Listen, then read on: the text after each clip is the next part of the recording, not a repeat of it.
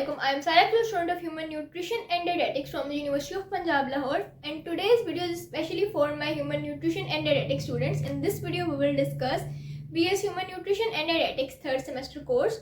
And first and second semester का course हम already discuss कर चुके हैं, तो मैं link description में दे दूँगी.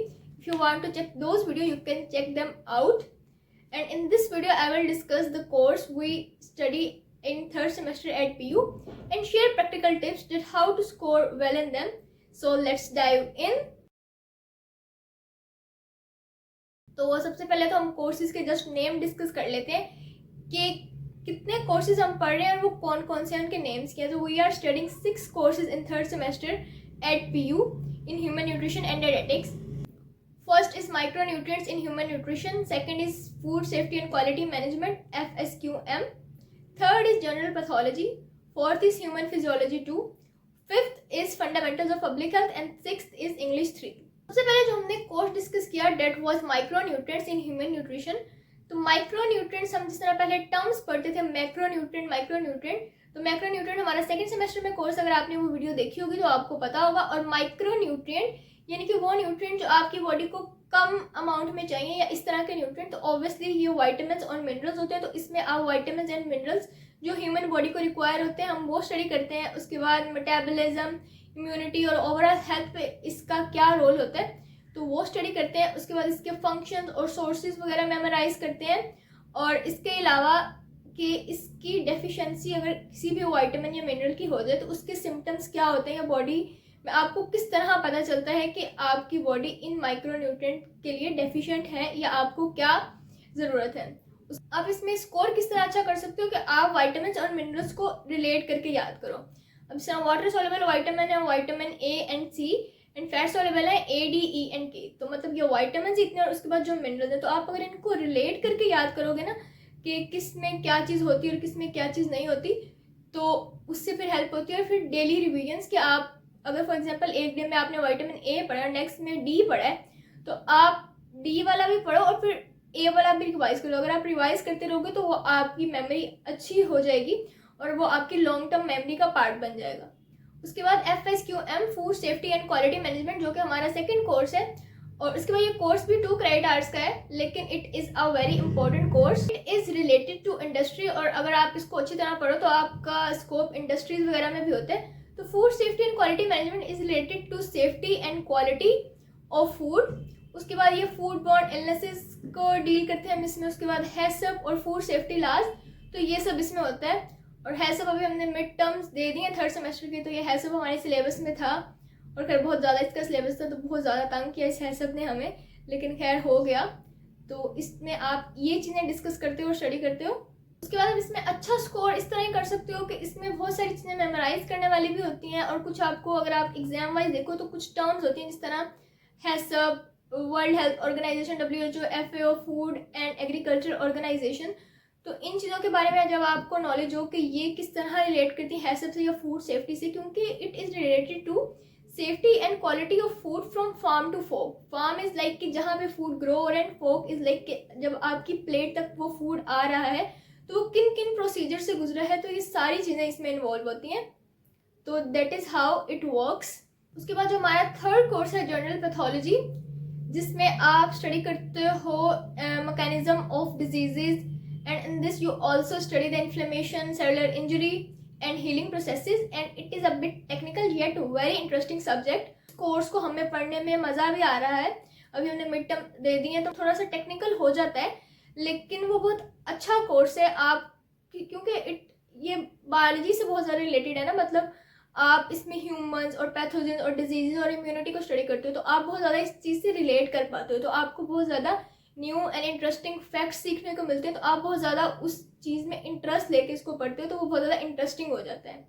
और आप इसमें स्कोर भी इसी वजह से अच्छा कर पाते हो या कर सकते हो जिस तरह मैंने अभी बात की कि ये बहुत ज़्यादा रियल लाइफ से रिलेटेड है. तो आप रियल लाइफ से जब इसको रिलेट करते हो, इसी एग्जाम्पल से जब आप उसको याद करते हो ना, तो फॉर एग्जांपल आप कोई भी पैथोजन या कोई भी डिजीज़, फॉर एग्जांपल हम किसी को फूड पॉइजनिंग भी हुई है तो आप जब उसकी बैक्टीरिया से कुछ भी पढ़ते हो तो आपको याद है कि मुझे लास्ट मंथ फूड पॉइजनिंग हो गई थी या फिर इसके ये सिम्टम्स अपेयर हुए थे, मुझे पता चला था. और जब आप उस चीज़ को पढ़ते हो तो आपको वो मेमोराइज रहता है کہ اچھا ابھی مطلب پچھلے منتھ ہی میں نے ڈاکٹر وزٹ کیا, انہوں نے بولا کہ آپ کو فوڈ پوائزننگ ہوئی ہے, آپ کو میڈیسن ملی ہے, مطلب آپ اس چیز کو لانگ ٹرم اپنی میموری کا حصہ بنا لیتے ہو اور آپ اس کو یاد رکھتے ہو کہ اچھا اس طرح ہوا تھا. تو مطلب آپ بہت سارے بیکٹیریاز اور پھر وہ آپ کو نہیں بھولتے جب آپ اس کو ریئل لائف ایگزامپلس کے ساتھ لنک کرتے ہو اور اس کو اس طرح سے یاد کرتے ہو.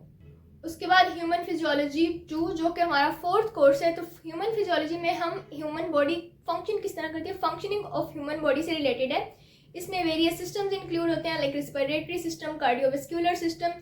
اور سیکنڈ سیمسٹر میں ہماری ہیومن فزیولوجی 1 تھی, اب اس میں ہیومن فزیولوجی 2 ہے. تو اگر آپ نے وہ ویڈیو دیکھی ہوگی تو آپ کو پتا ہوگا کہ یہ 2 یہاں پہ اس وجہ سے کیونکہ سیکنڈ سیمسٹر میں ہم ہیومن فزیولوجی 1 پڑھ کے آ چکے ہیں. تو یہ بھی تھوڑا ٹیکنیکل سا اور تھوڑا ڈیفیکلٹ کورس ہو جاتا ہے کیونکہ آپ human body is not easy, it is very complex, اور اس کو پورا اس کی فنکشننگ کو انڈرسٹینڈ کرنا از ناٹ ایزی. تو آپ اس میں کس طرح اچھا اسکور کر سکتے ہو, آپ اس طرح اس میں اچھا اسکور کر سکو گے کہ جب آپ ڈائیگرامس کو اپنے مائنڈ میں رکھو گے اور ڈائیگرام سے میمورائز کرو گے کہ for example cardio vascular system ہی ہے اور آپ ہارٹ دیکھ لو, جب تک آپ کے دماغ میں ہارٹ کا اسٹرکچر نہیں ہوگا یو کانٹ انڈرسٹینڈ کہ وچ آرٹری از گوئنگ ویئر, یا oxygenated blood, D oxygenated blood کہاں سے آ رہا ہے کہاں سے جا رہا ہے, یا کون سا والو ہے کون سا والو نہیں ہے, تو کون سے چیمبرز میں آ رہا ہے. تو مطلب آپ نہیں اس کو اپنے دماغ میں اورلی نہیں بٹھا سکتے جب تک آپ نے ویژول ایڈز نہ رکھی ہوں یا پھر آپ کے دماغ میں کوئی ڈائیگرام نہ ہو. اور اس کے ساتھ ساتھ ہی کہ جب کوئی بھی آپ سسٹم پڑھتے ہو, for example cardio vascular system یا کی ہی آپ ایگزامپل لے لو, تو ہر سسٹم میں کچھ امپورٹنٹ ٹاپکس ہوتے ہیں. تو ان امپورٹنٹ ٹاپکس کو تھوڑا اچھے سے یاد کر کے اور تھوڑا ان کو پرائیورٹائز کر کے ریسٹ آف دا سلیبس سے, so that's how you can score better and more.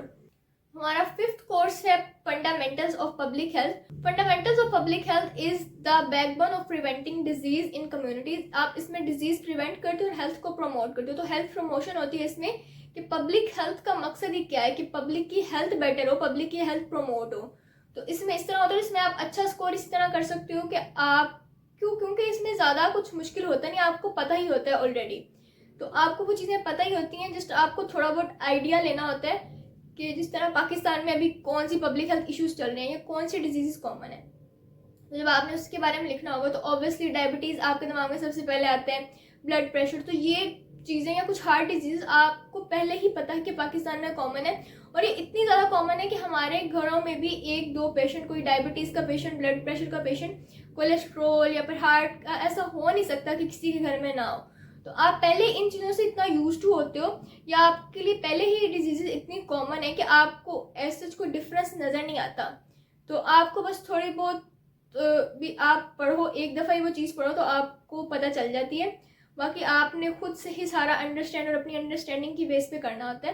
اور مزید اچھا آپ گروپ اسٹڈی اگر کرو تو وہ زیادہ بیٹر رہ جاتا ہے کہ اگر اس چیز پہ تھوڑی سی ڈیبیٹ ہو جائے, یہ سارے لوگ ڈسکس کریں کہ یہ ڈیزیز ہے اس طرح یا اپنا ایکسپیرینس شیئر کریں, تو وہ پھر آپ کی لانگ ٹرم میموری کا پارٹ بن جاتی ہے. اور اس کے ساتھ ساتھ ہی کچھ ڈیفینیشنز پبلک ہیلتھ میں ہوتی ہیں کہ وہ آپ ڈیفینیشنز ہر جگہ ہی ہوتے ہیں کہ آپ تھوڑا اس کو ایکوریٹلی رائٹ کرو. تو ڈیفینیشنز پہ آپ تھوڑا سا فوکس کر سکتے ہیں اس کو ایز اٹ از یاد کرنے کے لیے, باقی ایسے کوئی مسئلہ نہیں ہوتا. اور اس کے بعد the last and final course is English 3. تو انگلش 3 میں آپ مطلب انگلش میں کیا ہی ہوتا ہے, ہم نے پہلی 2 ویڈیوز میں ڈسکس کیا تھا. ہماری انگلش 1 تھی فرسٹ سیمسٹر میں, 2 تھی سیکنڈ سیمسٹر میں. تو آپ ان ویڈیوز کو بھی چیک کر سکتے ہو, لنک ڈسکرپشن میں ہوگا. تو ان میں یہی تھا کہ انگلش بیسیکلی یونیورسٹیز میں تو کمیونیکیشن سکلز اور آپ کی انگلش امپرومنٹ کے لیے ہی ہوتی ہے, لیکن تھرڈ سیمسٹر میں ہم تھوڑا سا پروفیشنلی اس کو لے کے چل رہے ہیں. اور تھرڈ سیمسٹر میں ہم نے ریسرچ پروپوزل پڑھا ہے اور وہ ایک بہت امپورٹنٹ ٹاپک ہے. تو وہ ریسرچ پرپز کے لیے ہوتا ہے یا ریسرچ میں کام آتا ہے, تو وہ بہت ٹھیک ہوتا ہے. تو آپ کو یہ ایسا جب اس میں اسکور بیٹر کیا مطلب انگلش میں, تو آپ کی خود کی بیس بھی ہوتا ہے نا کہ آپ کے کس طرح کے مارکس آئیں گے. باقی that was it for today's video. Hope you find this video helpful. Give this video a thumbs up if you like it. We have a target of 1000 subscribers, so must do it as fast as you can. Hit the bell icon also. اپنا خیال رکھیں. Thank you so much. اللہ حافظ.